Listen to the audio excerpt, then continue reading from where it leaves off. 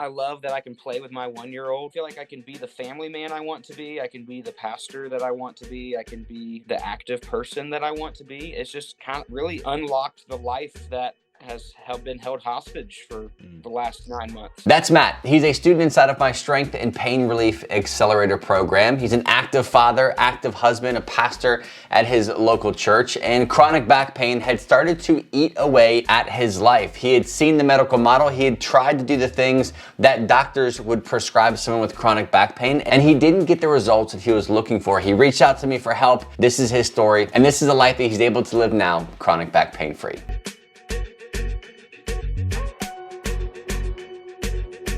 I want to start with just asking you more questions around where you were before even coming into this program. What was life like from a pain perspective, diagnosis? Those are the big things. What was your diagnosis? What was your pain like?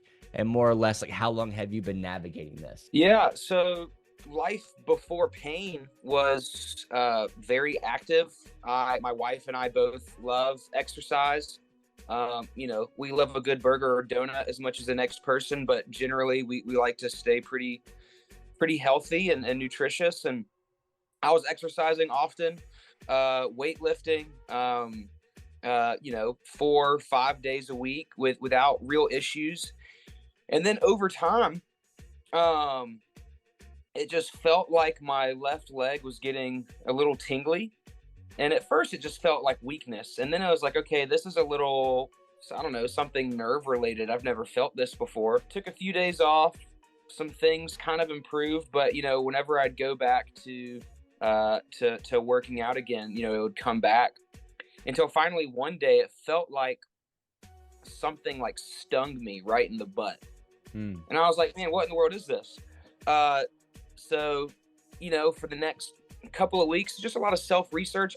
My pain level was very low, but I just knew something wasn't normal. Typical things that came up was piriformis syndrome. Is it bulged disc? And whenever I did the self-tests and assessments on my own, I had a lot of trouble differentiating which one it was. Decided to, nothing was too severe at this point, but decided to see a physical therapist. And there was a good physical therapist in sports medicine, or at least a highly recommended one in my area. So I went. The guy that was running me through some movement tests and feeling around, he felt some areas on my back, and nothing was ever severe enough to really warrant imaging at the time. And he said, hey, we can't know for sure, but this feels like it might be a little disc injury. So at the time, his words, little disc injury, didn't sound too scary, but I was like, oh, okay, seems like we have some clarity here. About 9 months up to this point, but this was back in May of 23. Did like about 8 weeks of physical therapy and went back to training until about 2 weeks later. It wasn't a moment in a particular workout, but there was a moment when I woke up one day 2 weeks later where it was like, it just felt like I went 5 weeks backwards, symptom wise. It was almost like decentralization again. One day it was just back pain again. And then again, there was some sciatica in the butt. And then later it was like down the leg.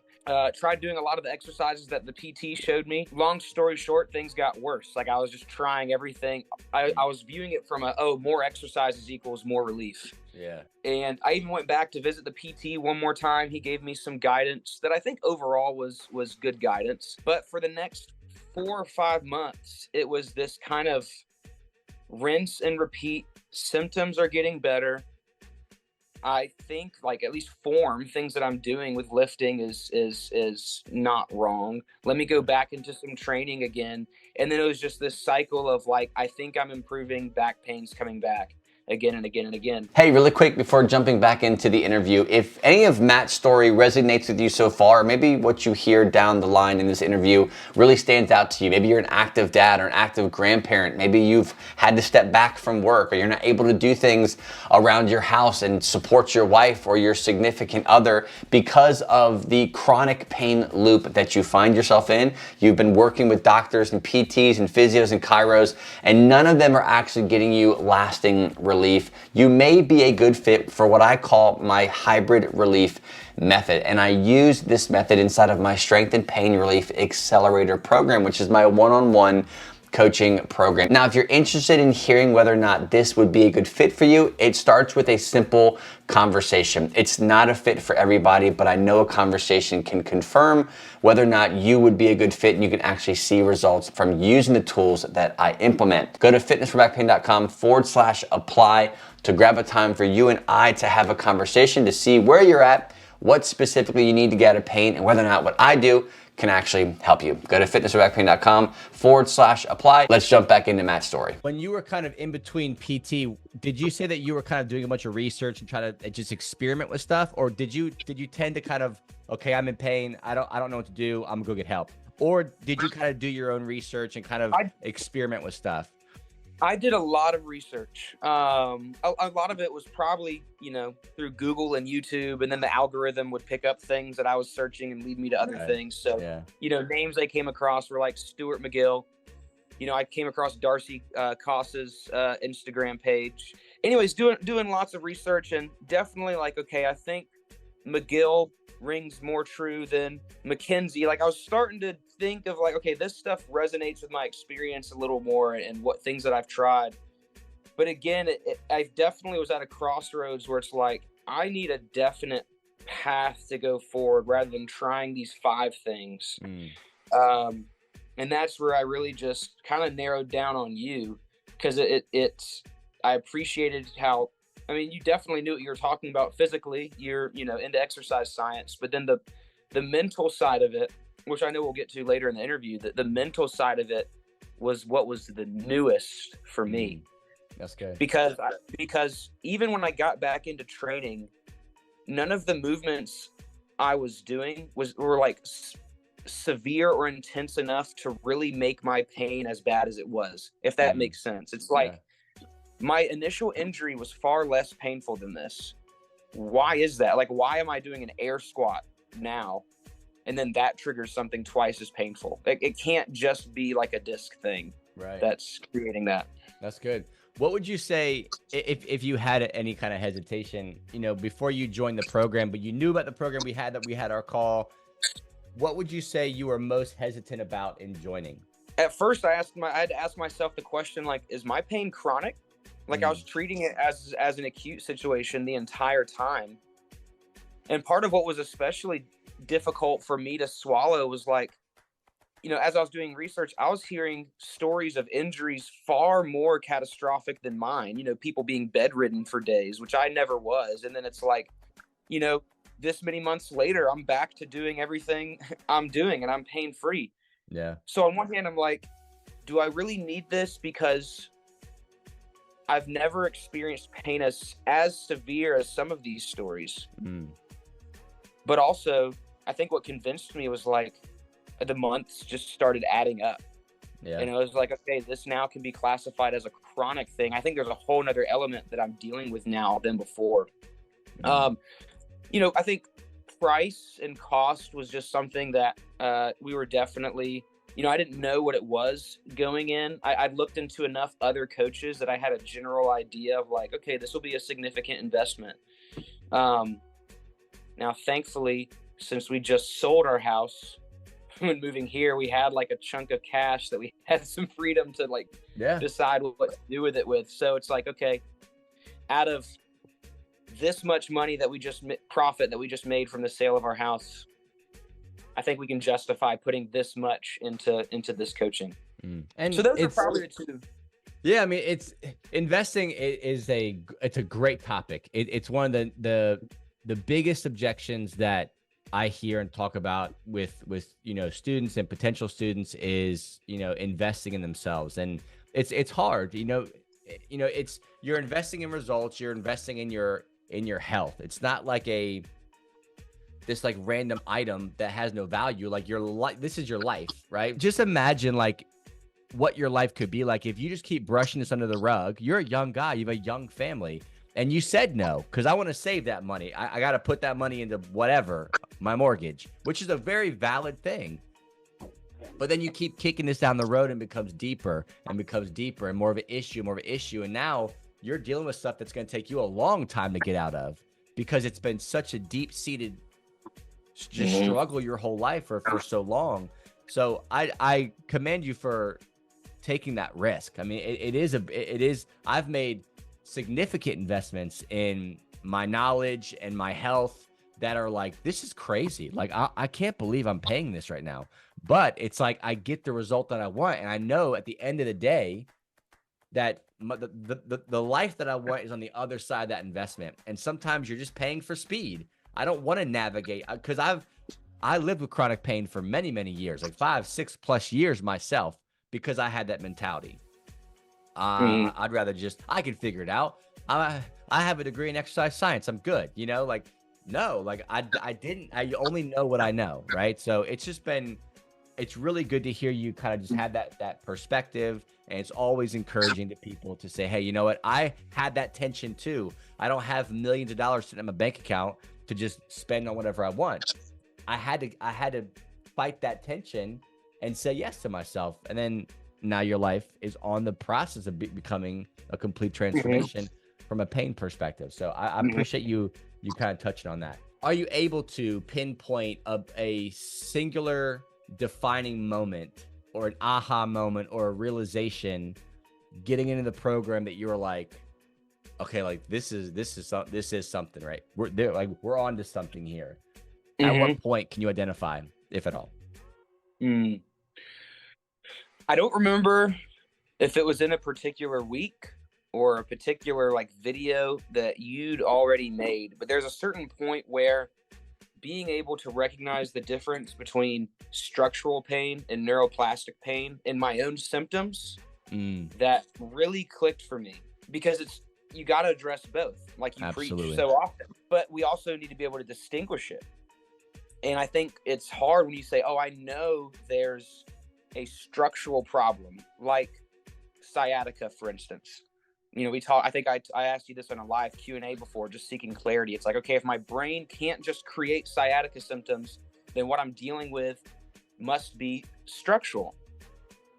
But then, like, just you kind of pressing the envelope with neuroplastic pain kind of made me have to ask the question, okay, maybe this symptom that I'm feeling down my leg is structural, but what about what I'm feeling in all of these other spots of my back?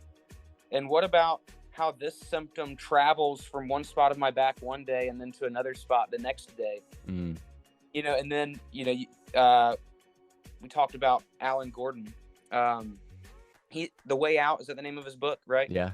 I still haven't like read a physical copy of the book, but usually, if you know, we talked about the big speakers and how they go on circuits. If someone releases a big book, they're likely to talk about their book on podcasts and essentially give a summary of that book. Oh yeah. So I just looked up,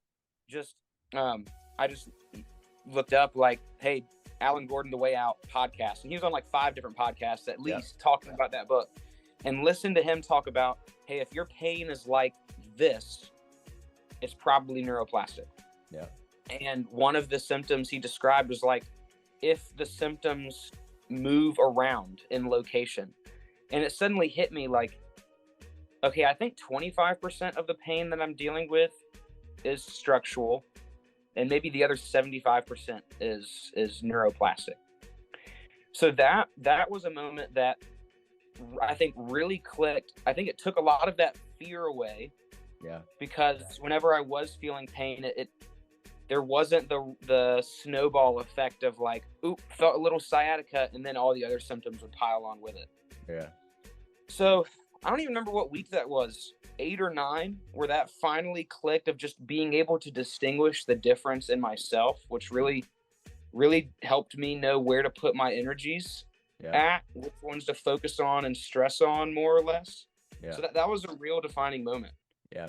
And what's very consistent with just you answer that question is there are overarching concepts that are taught in the program, right? I break in my mind the program down to 3 phases. The first phase is really the desensitizing phase, where we gain an understanding of desensitizing some mechanical things, but also understanding, okay, like if my symptoms are inconsistent, like, what do I do about that? And it's a lot of education, and it's super, super important.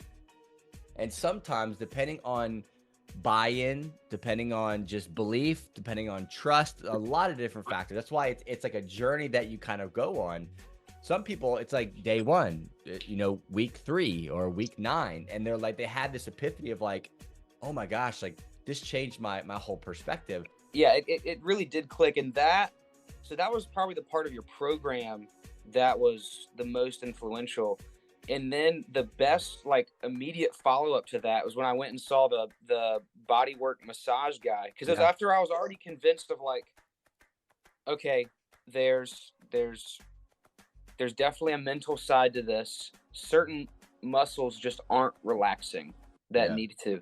Let me just seek out a guy that knows the body who can maybe just help some of these things relax. And this guy was trained in multiple modalities. So going in, I didn't even know what he was going to do to me, but I'm just like, hey, mate.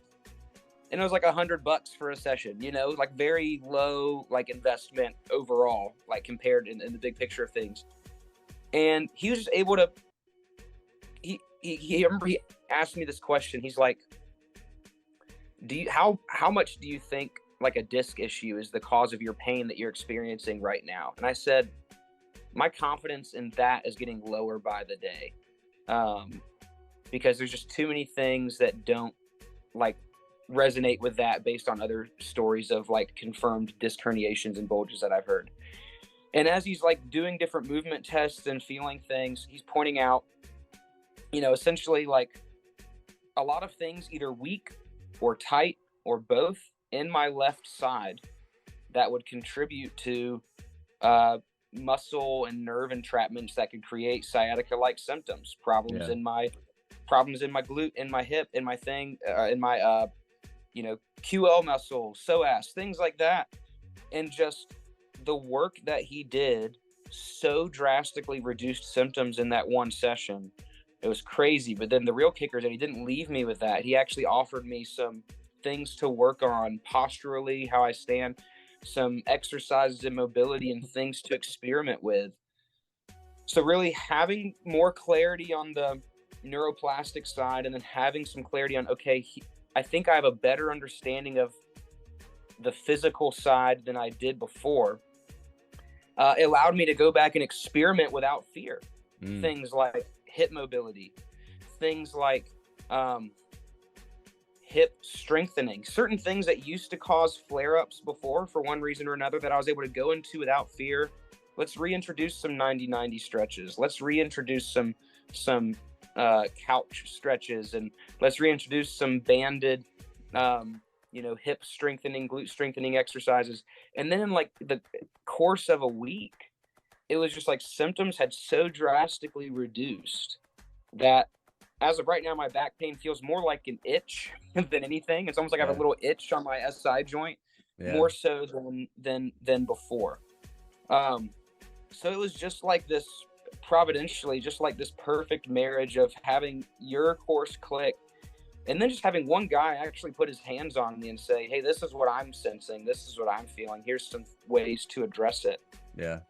And it's definitely not as scary as hearing you might have a disc bulge or a disc herniation or something like that. That's good, man. So what would you say? I mean, kind of get like fast forward obviously to now, like, can you share a little bit about just like what you're excited about, how life is like for you now? You know, if you look back on your sciatica and the symptoms you were dealing with, the fear, anxiety, versus where you're at right now, what can you share about it? How are you feeling?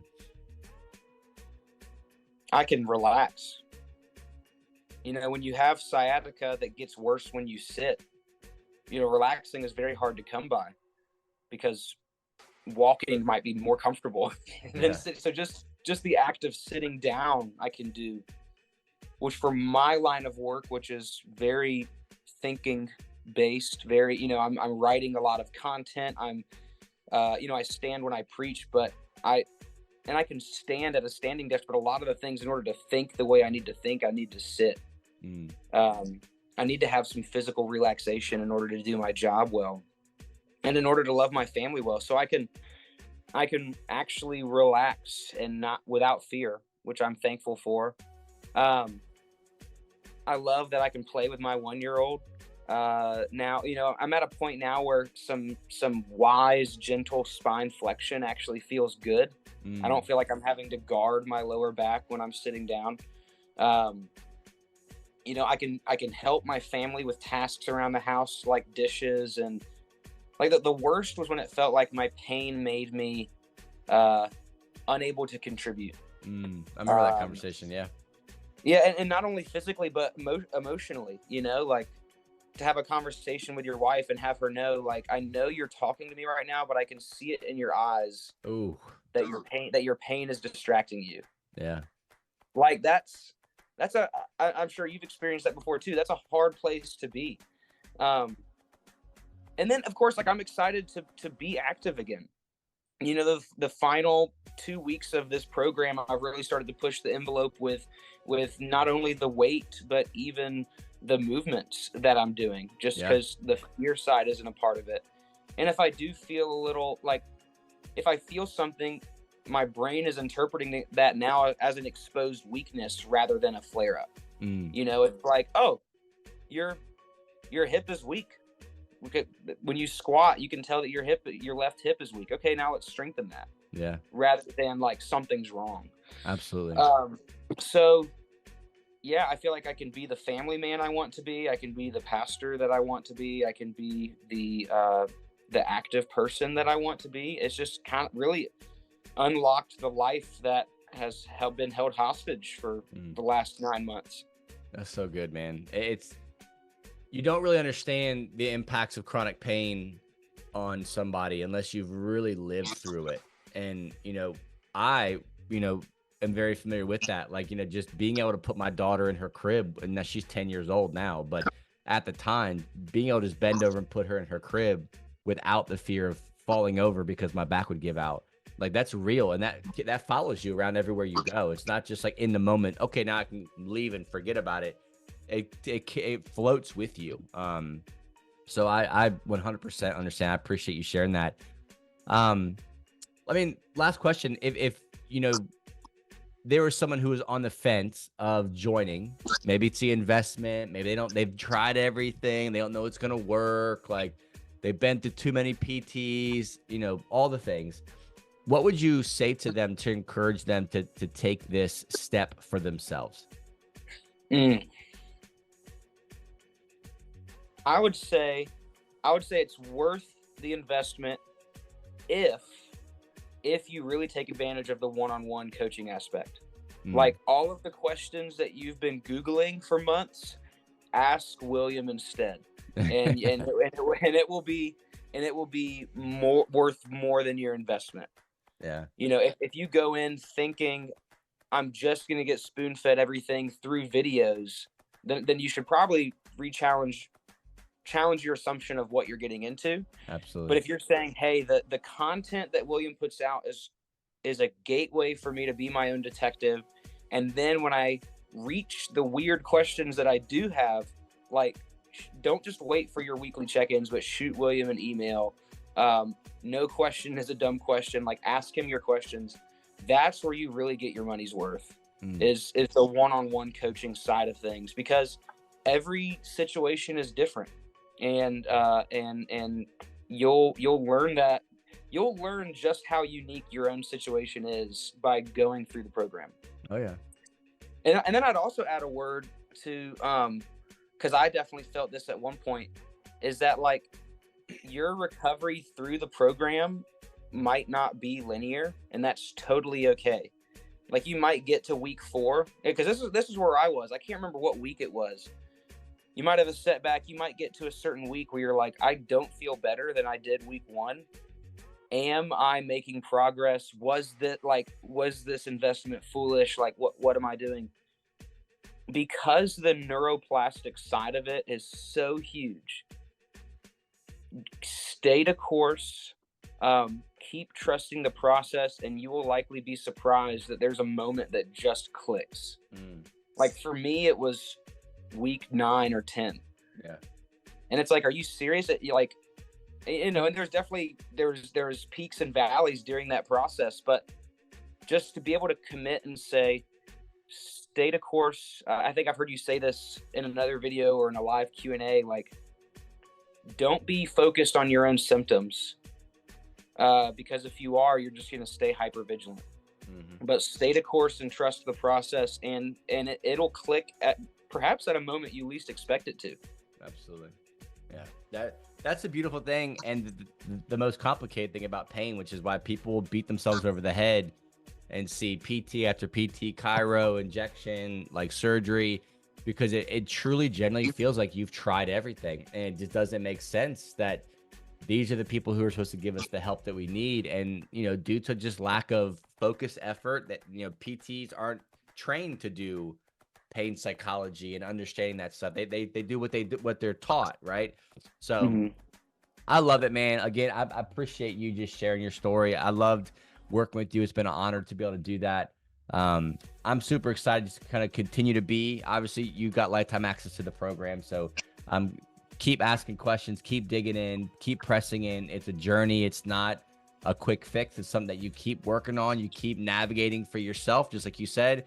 I work with people who have bulging discs, herniated discs, ruptured discs, and it might be I could have 5 of the same diagnosis in front of me, but your guys' symptoms are all very much different. So you have to navigate what you're learning very differently. What works for you now may not work for you in 4 weeks. You have to adjust to keep seeing that progress, instead of saying, well, glute bridges are what got me out of here. Like, well, glute bridges got you there, but you got to change it so that we can keep progressing. And that's just the craziness of the human body, and it's the complexity of the human body. So once you own that and you understand that, and you keep that stuff front of mind, like, you no longer are responding through fear and anxiety and worry, but you're like, okay, like, this is my next challenge. I've got to strengthen this. I got to slow down, not push the weight, not push the reps, not try to go for intensity, but just train smarter. And then as you do it more and more and more, next thing you know, you'll feel bulletproof, because you've taken your body and brain through such a structured process that you feel unstoppable. And that's the exciting place to be. And you're 100%, you might feel like you're there now, but you're on your way of being there if you don't feel like that's where you're at now. So again, I appreciate your attention to it and just sticking to the process and just ultimately trusting it. Well, thank you. Yeah, it's been man. an honor. There's only been one negative side effect of me using you as an illustration in that sermon. Yeah. Is that now, the way as I was experiencing it then, and the way I phrased it when I said it, was that, like, I'm still currently experiencing back pain because I was then. So, every single member that has experienced that is coming to me with, like, the worst advice. Oh man, you should get an MRI. I got the surgery, and Oh my that fixed gosh. it for me. Or this another woman, like, I did it without surgery, but I've stopped doing these 10 things for life. And it's like, that's not the life that I want to live, So I'm super pumped for you, man. I appreciate you taking this call. I don't want to take too much of your time up, but we'll definitely be in touch. And if you got questions, man, just reach out. Definitely. Yeah. Check in anytime. I'll definitely reach out. Last thing is, when my wife heard I was getting on a call with you today, she said, give William my most sincere thank you. So Awesome. Hey, that's awesome. I appreciate it, dude. All right. See you, man. Thanks again man. so much. We'll talk soon. Hey, just a reminder, if any of Matt's story resonates with you, you feel stuck, you feel like you're unable to live the life that you've been called to live, or maybe just pain is ruining the simple things in life, like doing chores, helping out your significant other around the house, or being an active father. That is a real thing. I know I personally lived through that for many years with my chronic back pain, but it doesn't have to end that way. If you feel stuck, if you feel like what you're doing is not working, simply go to fitnessforbackpain.com/apply if you are serious about getting help outside of the medical model. You want a process that is proven. You want a process that gets results, that is focused on you, specifically taking the right steps to get out of your chronic pain. Go to fitnessforbackpain.com/apply. Grab a time for us to have a simple conversation to determine whether or not you are an actual good fit, and we can go from there. fitnessforbackpain.com/apply. Thanks for watching, guys. God bless, and I'll see you on the next episode.